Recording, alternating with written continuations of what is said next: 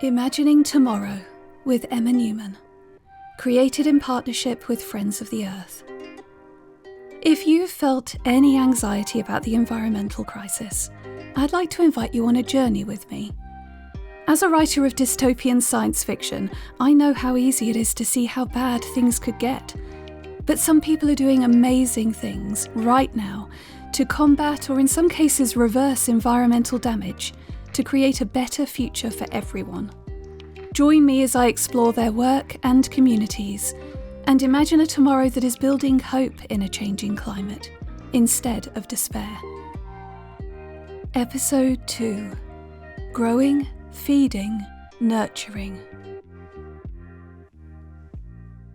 Imagine a brisk autumnal day with the first hint of winter on the wind, and you're hurrying towards the building you used to work in a few years ago.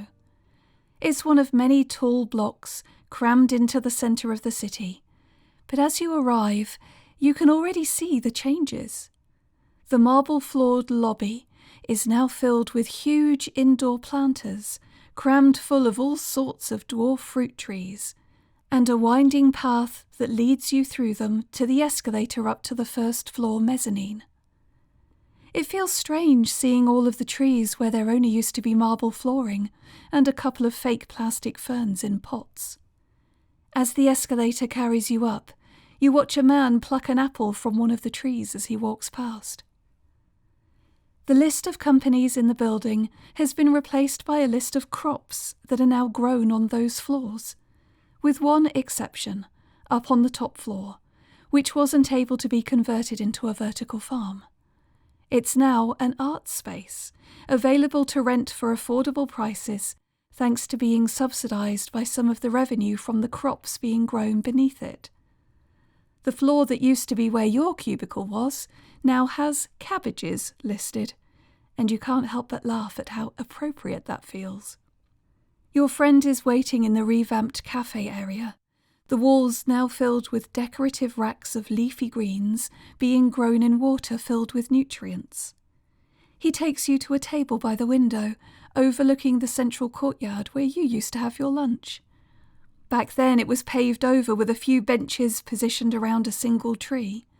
Now there's no concrete in sight, and it's filled with so many plants around that old tree you can barely see it. It's one of the hundreds of community gardens that have sprung up in the office district. As you look at the other people in the cafe, several of them wearing old clothes covered in paint as they've come from the top floor art space, you realise just how much things have changed.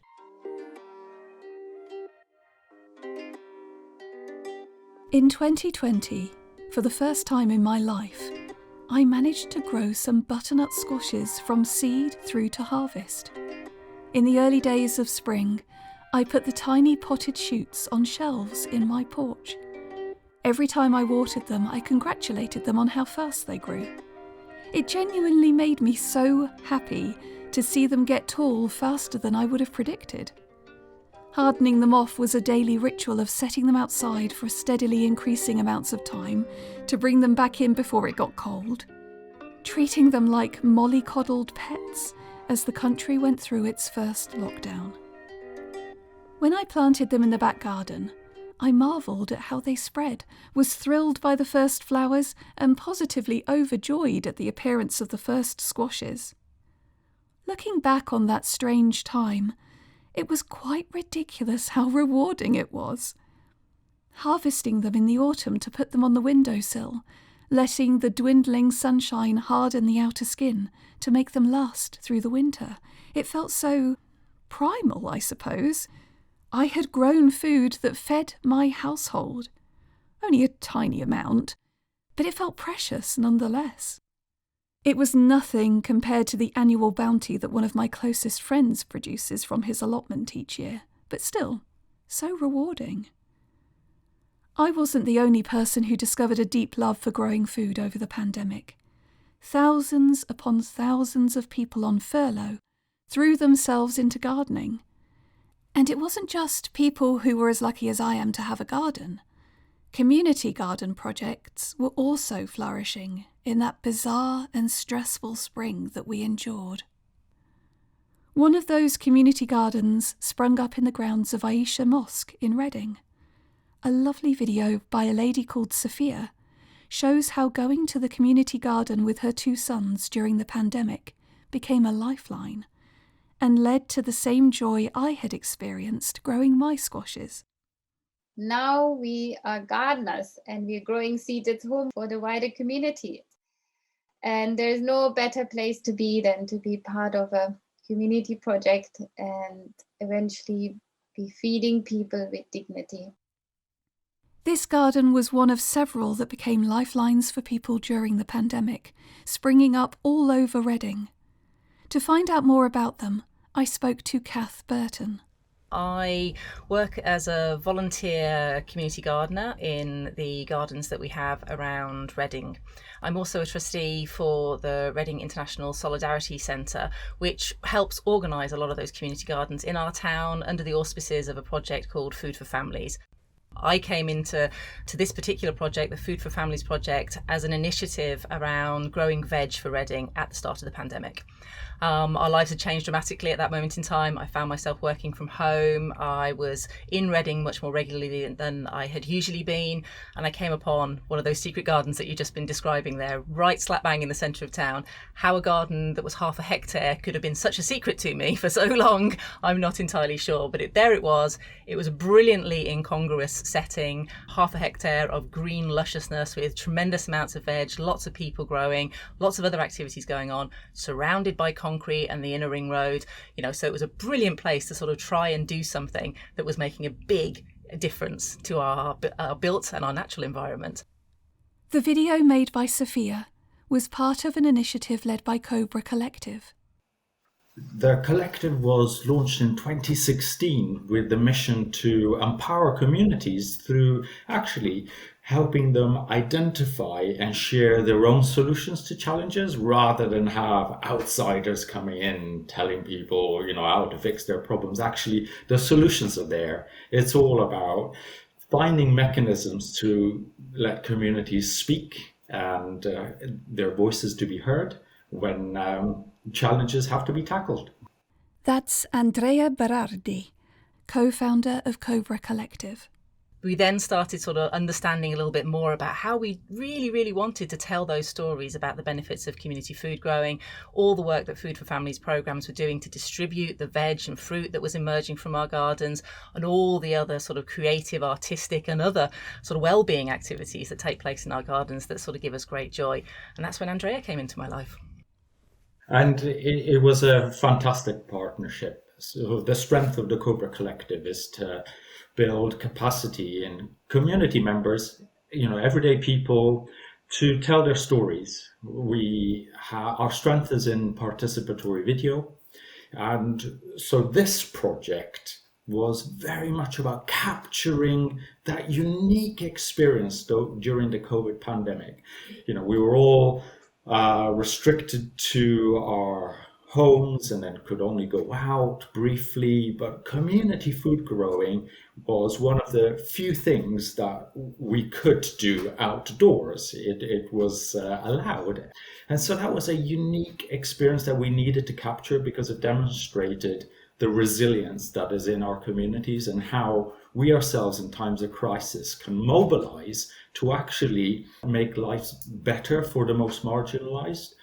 Community food growing people were growing vegetables, distributing it to the most needy, but also the social, psychological, physical support that provided.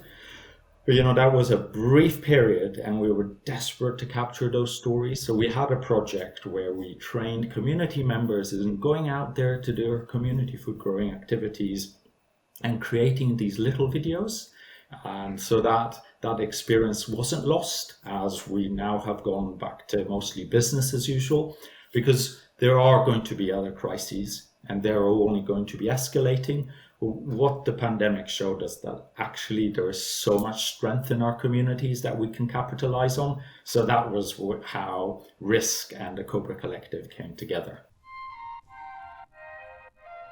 When I think back to the pandemic, so many awful memories return that I can feel myself wanting to forget it.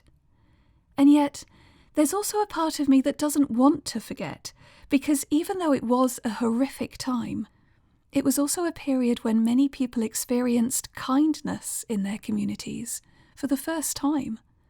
That shocking disruption enabled us to see the world differently, and while that can often be painful, I feel that it is always useful. For some people, like Sophia, lockdown inadvertently provided the first opportunity to participate in a community garden project. But this quiet movement was already there, long before the pandemic. So the Food for Families project in Reading has been operating for the best part of 25 plus years.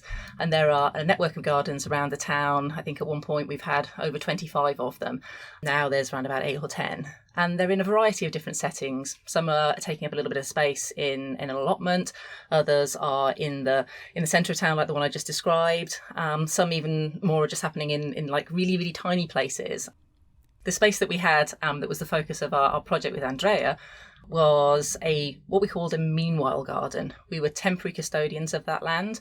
It was a space that had previously been the civic offices in Reading that had been torn down in 2018 to make space for something in the future, yet to be determined. So we sort of built conversations through the various networks that we had and came to an agreement with various different landowners to use that space in a meanwhile capacity, take care of it, grow some veg there, work with local community groups. We shared the space with our local Gurkha community, who are brilliant and really productive at producing a ton of beans for all sorts of different things.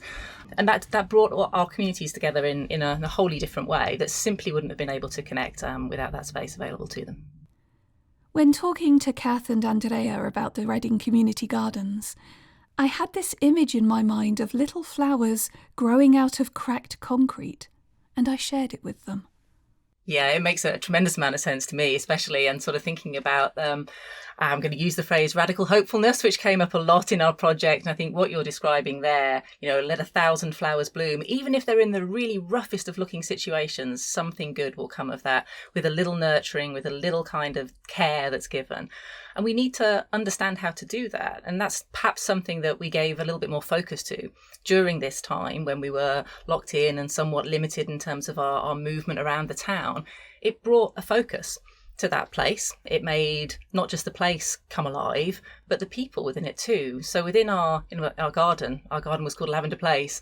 And it was full of lavender, so it had these wonderful scents that could connect us directly with the vegetation, but also those plants and those smells and those aspects of being in a shared green space connected us as human beings with each other. And that element of solidarity was really important to us during that time. It was one of the only ways, as Andrea was saying, that we could actually see other human beings and make a connection. And we drew some brilliant friendships from that and connections with the people that we simply wouldn't have had before. Lately, I've been thinking about places where we can meet people and make friends, especially if you've moved house, and how those opportunities feel like they're dwindling. In the cost of living crisis, having a third space, not home and not work, which is affordable enough to go to regularly, is starting to feel like a rare social resource. We've closed down our pubs. There's fewer and fewer places, fewer people go to church. So actually, community food growing is one of the few remaining places where you can get people across generations coming together, different genders, different ethnicities. It's just a fantastic melting pot that brings the whole community together. It's also a massive catalyst, a community garden, where lots of different things can happen. You don't have to be a gardener in the traditional Monty Don sense in order to join in. We have a number of volunteers who come along and just want to be. There's a guy that comes along and meditates every week with us. He's so happy to be there. This is his social connection for the week. And that's really important, that we can provide that service as a community to our community and try and sort of instill some of the benefits of shared green spaces and spread that knowledge of those benefits so that those who are making decisions about the future shape of our town, whether it has enclosed spaces for all or not, start to understand that their public is really in need of this kind of green well-being, this natural health service, if you like. I love the phrase natural health service. The social benefits also extend to sharing knowledge and skills that could be lost without these spaces. And I think that's the brilliant thing about community gardens, as Andrea was saying as well. We can connect regardless of how much knowledge you have, regardless of your background, regardless of what you're doing right now.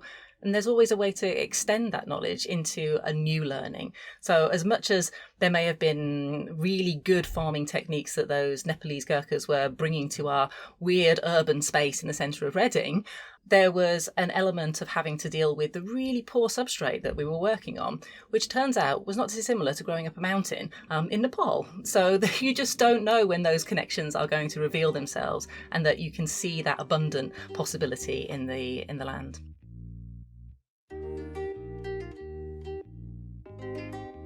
After the conversation I had with Kath and Andrea, I found myself thinking differently about the streets where I live.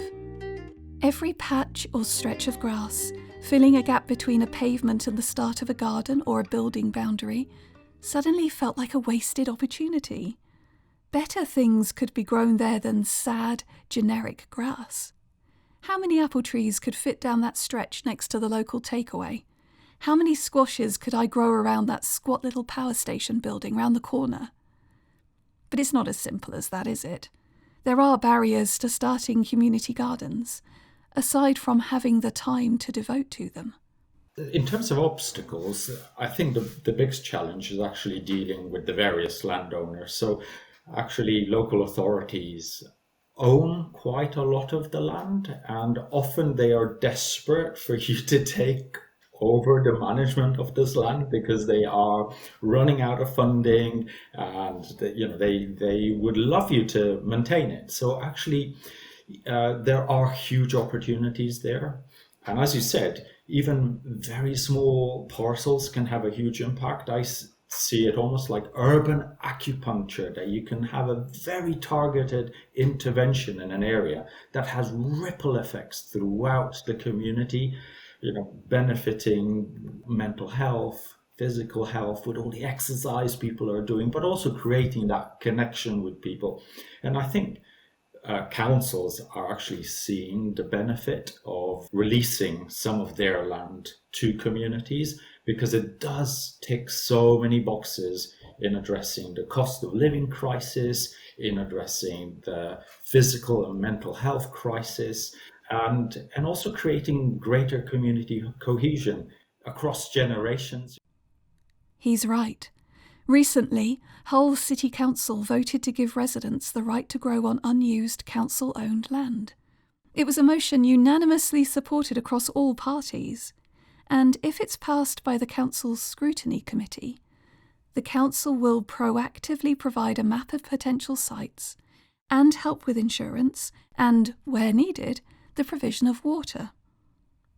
Friends of the Earth and the Cooperative Bank are also working together to bring back nature by helping to restore greenery and wildlife in over 1,000 nature-deprived spaces across the country through the Postco Gardener programme.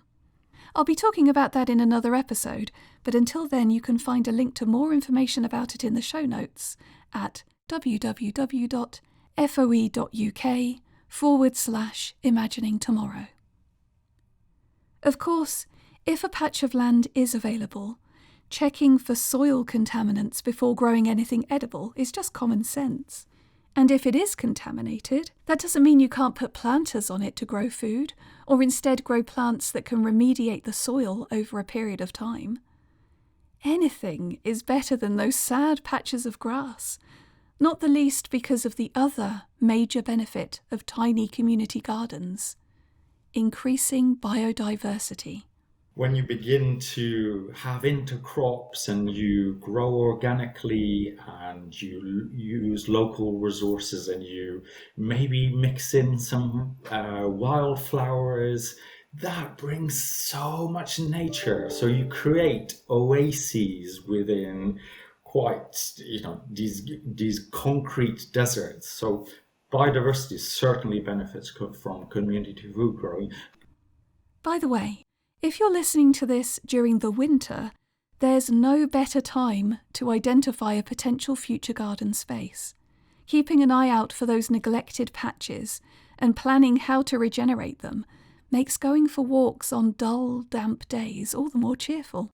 And if you do find one, you've got plenty of time to work out how to get things started well in time for the spring and planting season.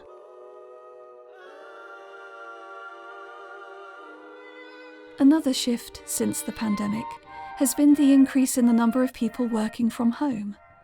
While some companies have been doing all they can to encourage, cajole, and in some cases force their employees back to the office, many have permanently pivoted to at least a hybrid model, having seen the financial benefit of no longer having to lease large amounts of office space.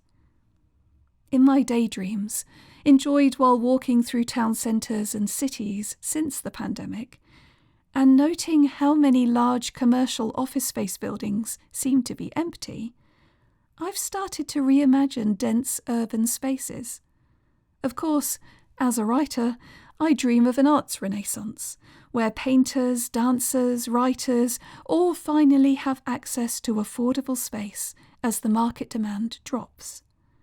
But what if those buildings could be repurposed not just to improve our social and cultural lives, but also our food resilience?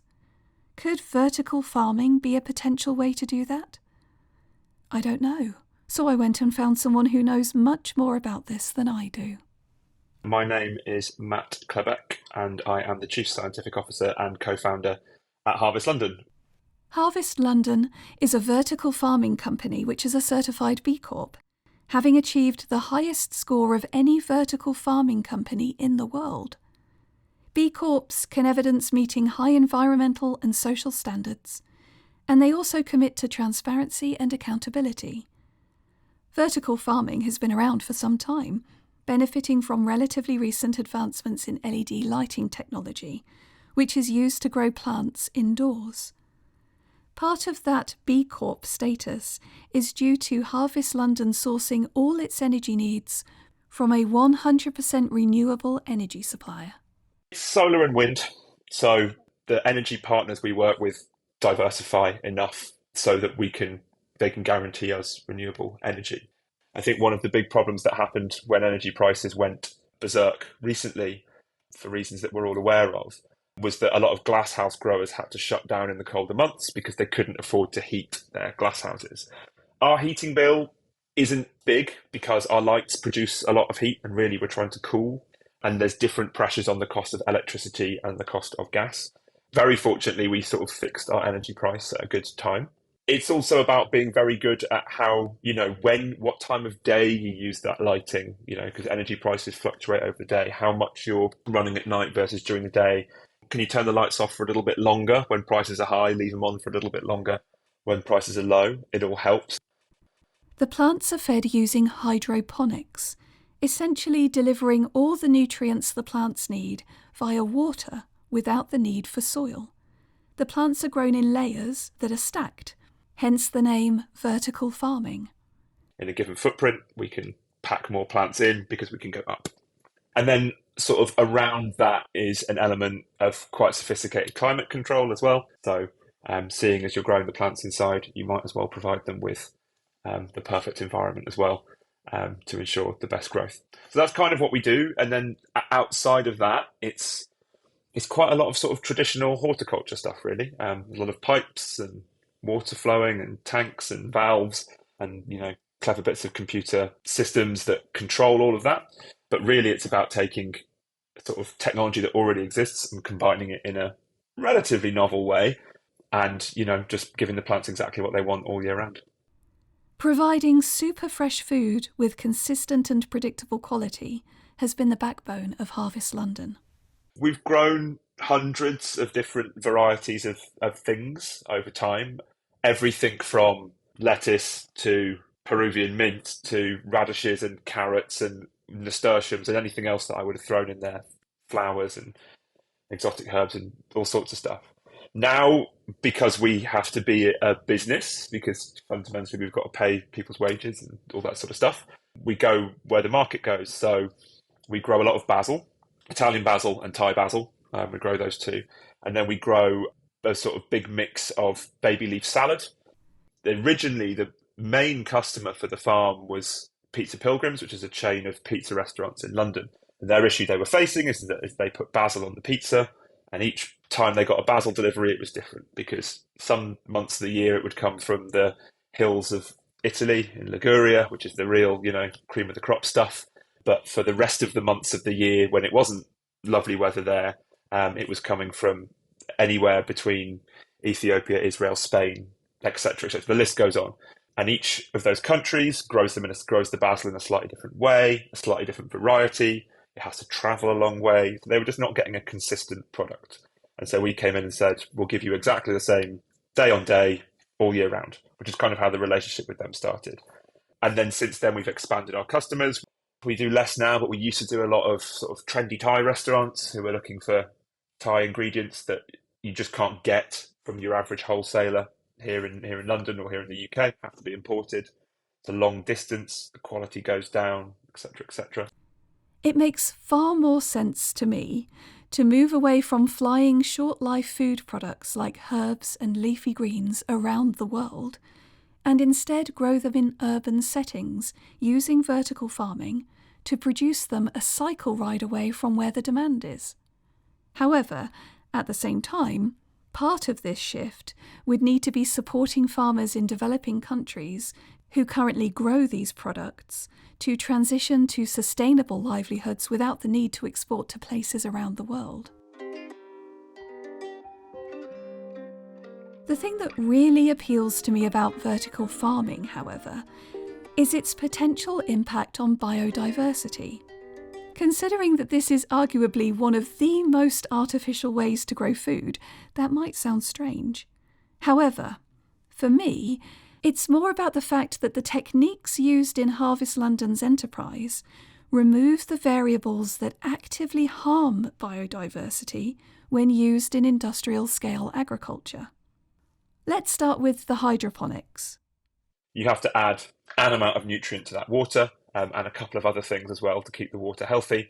And then when that water is, unlike in a field where if you were to spray fertilizer on the field, it would then run off into the wider environment. We recapture it all and recirculate it around. So the plants get watered, the water drains off, goes back to the tank, the plants get watered, water drains off, goes back to the tank. We use less water, we use a lot less water than open field. And there was a point in time where you might be able to ignore that, and you might be able to say, well, that's not that important. But it's becoming more and more important, as the world gets worse, it's becoming more and more important. We don't necessarily use less fertilizer per kilogram of crop because the plants still need to grow in the same way, but we definitely waste less because we're recapturing the water. So the majority of the fertilizer we use is used by the crop as opposed to by the crop and then off somewhere else. That somewhere else is often our rivers and waterways, having a terrible impact on their health and ability to support biodiversity. Another threat to biodiversity caused by mass industrialised approaches to agriculture is the heavy use of pesticides. We don't use pesticides, which I think is probably, in the grand scheme of things, a good thing. Just because we don't have to. It's a closed environment. The bugs don't get in. We don't need to get rid of them. Looking at the wider picture, Harvest London's model means there is a huge reduction in food miles and non-sustainable packaging. We sell in these big reusable, returnable plastic crates that we pick up and wash out. The supply chain for us is much, much shorter now at the moment because of the scale we're at. All of our delivery is on bikes. The team that's in the farm today would have done a harvest this morning and it will be in the kitchens 4 hours later, which is pretty unheard of. It's great for the chefs. However, the packaging benefits are reduced when a company scales up to supply supermarkets and direct-to-home consumers rather than restaurants. As the business expands to cater to retail and to customers, that plastic thing becomes a bit unavoidable because plastic is very, very good at keeping crops fresh, and there aren't that many alternatives out there that supermarkets will accept because the supermarkets have their own interests in what is stocked on their shelves in terms of the packaging. But it's UK grown, which is a lot more than could be said for a lot of other stuff that we eat a lot of the year round.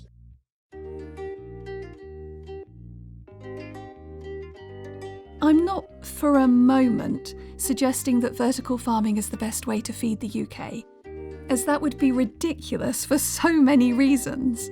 However, as Matt agreed, I think that vertical farming could form a very valuable piece of the domestic food production puzzle. The reality is a huge amount of the produce that we eat is imported because we don't eat seasonally, which is one, it'd be great if we could all grow our own food in the back garden and eat tomatoes in the summer and cabbages in the winter, and no one wanted tomatoes in winter unless they were from a can, et cetera, et cetera. But that's not how it works, unfortunately. So we try, we're looking at providing that product that is usually imported, which is actually a huge amount of stuff. There's no point us competing with British growers on a wide number of crops, because they'll grow it outdoors for not free, but certainly the light's free in the summer in the right times. And there's a huge amount of other stuff that goes into it. There's thinking of things like lettuce, for example, which I know is like just a lettuce, but so much has gone into it so far from the industry in terms of how the glass houses that grow lettuce operates and how they've worked out ways to extend that growing season. But it relies on energy prices being reasonable, or the price of inputs being reasonable. And there's the market forces that influence whether or not you can grow a lettuce in a glass house are mind-boggling. So we don't try and compete with stuff that you can grow in open field here, because there's just no point. Just looking at the growing seasons in the Mediterranean region that supplies a large amount of our fruit and veg over 2022 and 2023, the impact that the climate crisis is already having on food production is apparent. Add in the impact of Brexit and the way that it has made the importing of food so much more expensive and bureaucratically challenging for growers, we've already seen the consequences in the major UK supermarkets. The energy crisis had a large impact on several UK-based suppliers that couldn't afford to heat huge glass houses. I've never seen so many supply problems during my weekly supermarket shops as I have this year. And where I live, there aren't any alternatives. Could vertical farming solve some of these issues? How Brexit has affected our industry, unfortunately, is it's actually kind of had this difficult thing where as things get worse, what we do becomes more necessary. So if you can't get lettuces over the border, if you can't get basil over the border, it makes sense to grow it here. And if it's December, the kind of only way to do it is doing what we do. We see ourselves as a controlled environment agriculture company. And what that means is that vertical farms make sense for plants that are that tall. Imagine Matt holding his hands about 50 centimetres apart. Because you can do lots of levels, but tomato plants are 6 foot tall. Does it make sense to grow them in a vertical farm? Probably not, but it does make sense to grow them in a super high-tech glass house, which you can still get the same energy benefit. You can still get a lot of the same benefits from. Things like potatoes and wheat and rice, we don't really have a problem growing. Yes, the climate is affecting these crops, but not in the same way as it is affecting fruits and leafy veg, But really, it's again about what's economically viable and where the shortages are and what is difficult to do outside and what can be brought inside. Yes, I don't think you're going to feed a nation on lettuce, but green leafy vegetables are important to people's diets, whether that's a lovely, beautiful red butterhead lettuce or a spinach or a kale or just a summer green or whatever.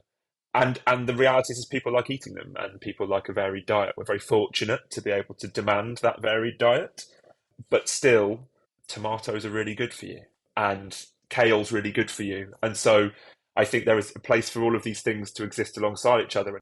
Vertical farming is like one piece of this puzzle of how we provide food, not the solution to everything. That's the hope, that you can do these two things simultaneously, or take bits of learning from what we do and apply it to other methods of growing, for example.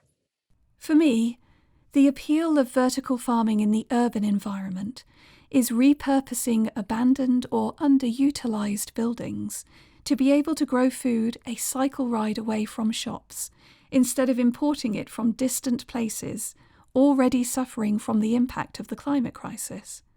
something like the origins of Harvest London. The first place that we built was kind of in a brick shed above an MOT garage in Walthamstow. We sold that out. We were selling to a handful of small restaurants. Then we built the current farm that we're in, which is much, much more technologically advanced, much more food safe, much more controlled. But how realistic is it to just find an empty building and make it into a vertical farming enterprise? Planning permission is only about external works. So with us, the only external stuff is what's called chillers on the outside of the building. Planning is also involved in what's called like use case of the building. So if your building was an office building and you want to turn it into manufacturing, that can be tricky. So you just go and find a building that's been zoned for manufacturing. But really, from a sort of council point of view, every time we've spoken to councils about this sort of stuff, they're very positive about what we do. The challenge really is you need to find a landlord who is accommodating, because if a landlord owns a warehouse, what they'd like you to do is absolutely nothing to change the fabric of that warehouse. They just want you to put boxes in there and bring a lorry in and take a lorry out. Whereas we come along and say, can we drill a hole in the floor? Can we drill a hole in the wall? Can we put a bigger pipe in here? And so you have to find a open-minded landlord to work with on that subject. For it to be viable economically, if you're trying to make a business out of it, you want really high ceilings, a really flat floor, you want some drains in there, and you want plenty of water and plenty of power. We've discovered firsthand the limitations of not getting those things right. And so I think what you would end up having to do is, if you took over an office building that was underused, you'd have to knock some floors through, do some structural work, which again is totally possible, especially if land is at a premium.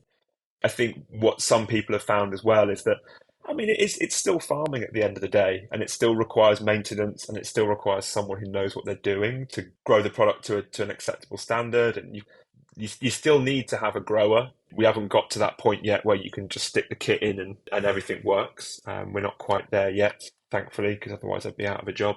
It's still farming at the end of the day, and you're still dealing with something organic, which has its whims that you need to cater for, right? When I imagine an average city and consider the ways to grow food there, it's clear that there are going to be fewer financial barriers to starting to grow food in a community garden. But there are still costs. Compost, tools, water butts, all of these are needed to both get established and to maintain them. I asked Kath and Andrea about what kind of help is available out there. There tend to be quite small pots of funding for the very things that you've just been describing. So the RHS might run various different schemes and projects where there'll be a small amount, a couple of grand to get things off the ground. They'll provide you with the tools and the materials. They won't necessarily provide any coverage for somebody taking the time to pull all of that together. And I think that's the real challenge, that a lot of these grassroots-based activities and groups are getting involved in require a lot of time. There's a lot of organisation that's unseen. We're there like those mushroom networks that are sort of pulling all of the different elements together to grow the thing that pops out of the ground. But that requires some resourcing, and that often requires some funding to get people to be involved, and rightly so. And that's really the challenge, actually getting core funding to keep all of those projects alive. There's no shortage of funding for spades and compost. Like so many things that are desperately needed and yet not funded, community gardens do rely upon people having the time and energy to put into them. But that isn't something that needs to be tackled alone. If you find a patch of ground that could be a viable community space, there may already be people in your area who are raring to go. But how do you find them? You know, the way, for example, things have started in my village is very enthusiastic individuals, not actually connected with any formal organization, identifying a green space that looked a little bit neglected and saying, well, you know, can we do something here, plant some herbs, plant a few tomato plants? So they went on our local Facebook community page, said, can we ask who, manages the space? So it's the council. Can we have permission to plant a few things? The council said, yes, feel free. And before you know it, it just attracted more and more people. So I would say, if there isn't a clear organization like Incredible Edible or Transition Towns, or that is involved locally with community food growing, start your own. Find a neglected space, contact your council, say, can I start growing here? They will bend over backwards to say, please have it. Go for it. Surrey County Council allowed us to plant 5 fruit trees on a local corner on a verge last year. And now these trees are beginning to bear fruit.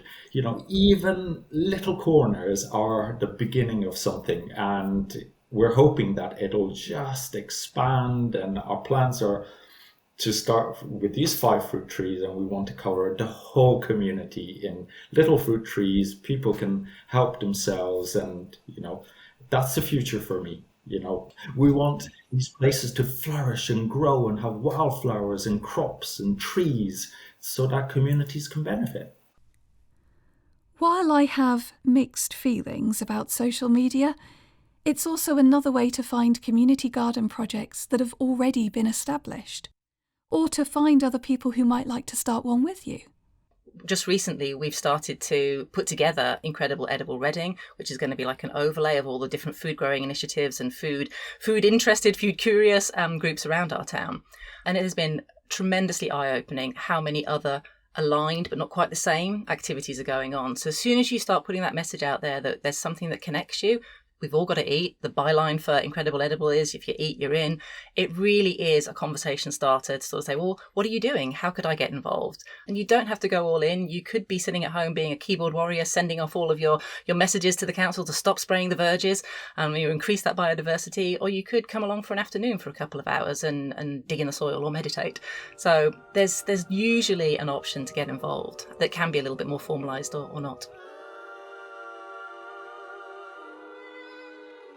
I spoke to award-winning science fiction author and screenwriter Temi Oh about what kind of positive vision of the future we could create inspired by these amazing community growers and vertical farming.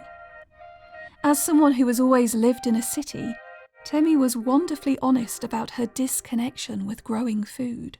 But we went to visit my friend, who at the time was at Schumacher College, and she was showing me the different areas where they did lots of growing. She was a grower there. She kept picking things off the ground and then biting into them, or showing me where the bushes of tea leaves were, or carrots with dirt, and then biting them and then handing them to us. And we think we want to be polite, but all of our instincts say not to eat something that came straight out of the ground. I don't know. I felt embarrassed about asking so many questions because I realized I'm not 100% sure where almost anything grows. There were things that grew in the ground that I didn't know grew in the ground. I couldn't recognize what a lot of things were, or the flowers of certain fruit and certain veg. So yeah, I don't know. It made me realize how severed I am from that, which has kind of provoked an anxiety in me that I've sort of been working through in my fiction. In More Perfect, there's a scene where the characters go from the city and then they go and live with these people who have this sort of community where they grow all their own food and they hunt for animals. And one of my characters feels like the world is completely alien to her. Yeah, even though this is sort of the way people have lived for hundreds and thousands of years. This disconnection from the land and from the way food is grown was something that came up in my conversation with Kath. In fact, when I asked her what she would love to change in the world, she said this.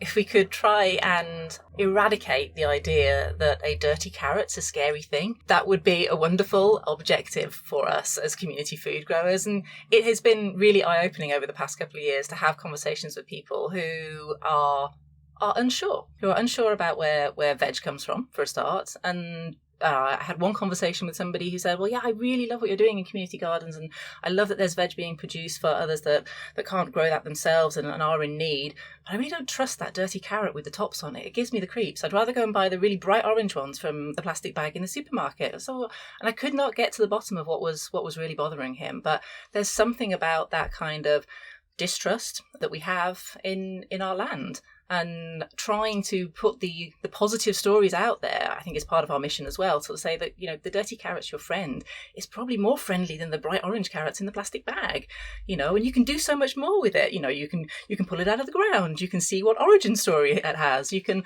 use the tops of it to make pesto, and just really trying to sort of get people more connected to those origin stories of the food around us that we can actually engage with a lot more. I've been thinking about this a lot lately, about how Great Britain was the first place in the world to be industrialised and cause a mass migration of people into towns and cities that rapidly grew in size and made the growing of one's own food impossible. How the Enclosures Act and the clearances severed so many communities from the land that used to feed them. These events took place hundreds of years ago here, and we have so many generations of people now who have never grown their own food. And that fundamental disconnection saddens and disturbs me. As Temi said. But yeah, I think farming, especially if you live in a city, is something that happens very, very far away from you. It's sort of like psychologically far away and then like actually far away. So I think if everyone was involved in it, then you would learn to have an appreciation for it. And then I also wonder if the way a lot of us are divorced, not just from where our food comes from, but like the impact that it has on the world and the earth and the soil and the animals around. If we were closer to it, then we would probably maybe more, all of us strive a bit harder to protect it. Hand in hand with that shift is also appreciating the role of growers and farmers in society, which I feel has been sidelined for a painfully long time. In Temi's first book, Do You Dream of Terra 2?, about a team of people going on a journey to another planet which takes many years, that importance of having someone who can provide food is shown by the composition of the crew. Out of 12 people, each with absolutely critical roles, 2 are growers.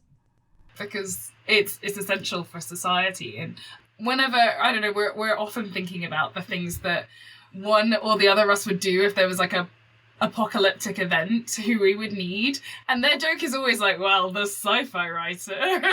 Like, do we need you? But like, definitely my friend who's a farmer. Yeah.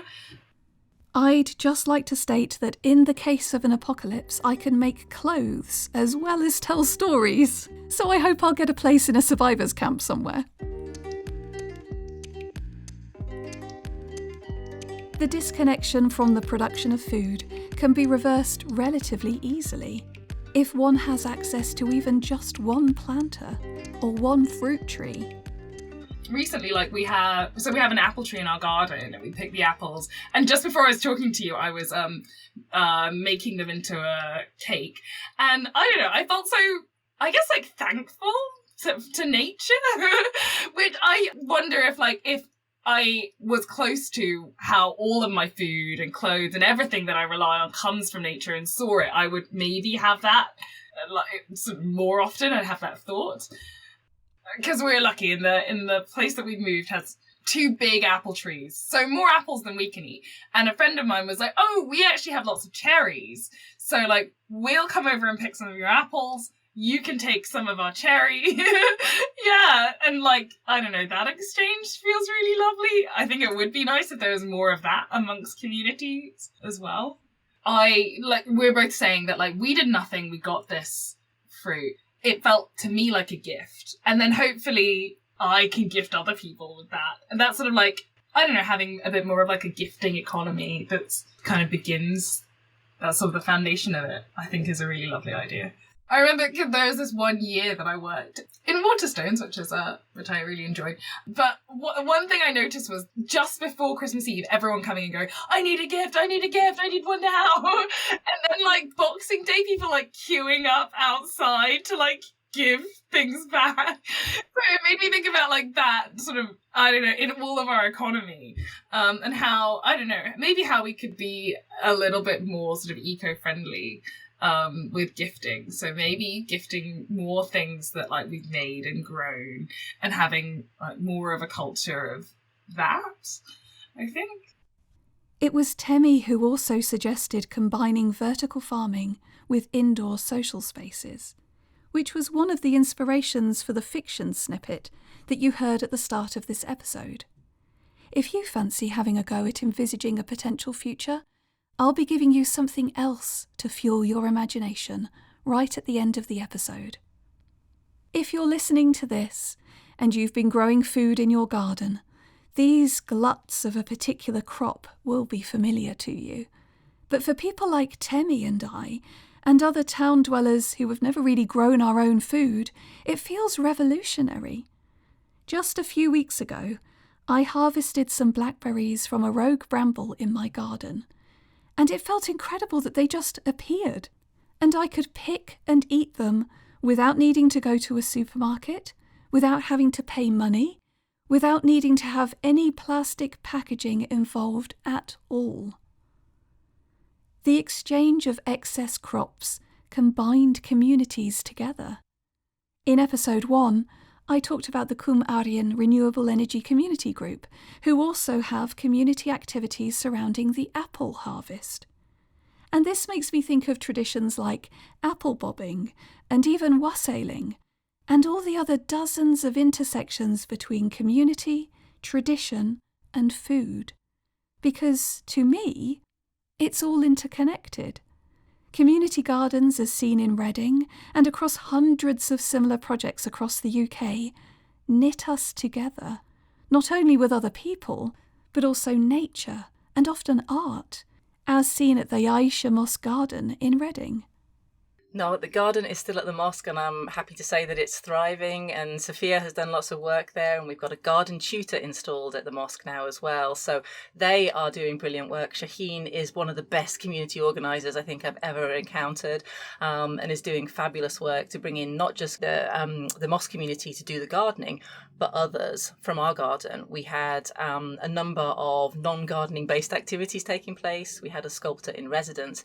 He now does lots of courses at the mosque and has learned some elements of Islamic design and sculpting techniques that he's now sort of, he's co-creating that knowledge with the mosque community. So there's that really fabulous artistic, creative knowledge exchange that's happening, but as a result of bringing people into that space to garden. Whether we grow potatoes in a tub by the back door, or establish a community orchard, or grow vegetables in patches of ground around community buildings, or sow wildflowers on verges, or grow food in reclaimed indoor spaces that don't harm rivers or kill insects, we are all weaving that tapestry of food and social and biodiversity resilience that we so desperately need. Because when nature thrives, we do too. You've just listened to an episode of Imagining Tomorrow, brought to you in partnership with Friends of the Earth. It was researched, written and produced by Emma Newman. To find out more about Emma's work, go to www.enewman.co.uk. Details about the people featured in this episode can be found in the show notes at www.foe.uk/Imagining Tomorrow, along with some resources that you and your community might find helpful, and information on how Friends of the Earth is supporting communities across the UK. Have you got a similar story of hope and innovation to share? Have you been inspired by this episode? Tell me about it. You can email me at podcast@enewman.co.uk. Before I go, here's something to fuel your imagination. There are many huge commercial buildings, such as old shopping malls, that are now lying empty and unused due to changes in demand. If you could repurpose one and had the budget to do so, what would you do with it? I hope that you're inspired to imagine a better tomorrow.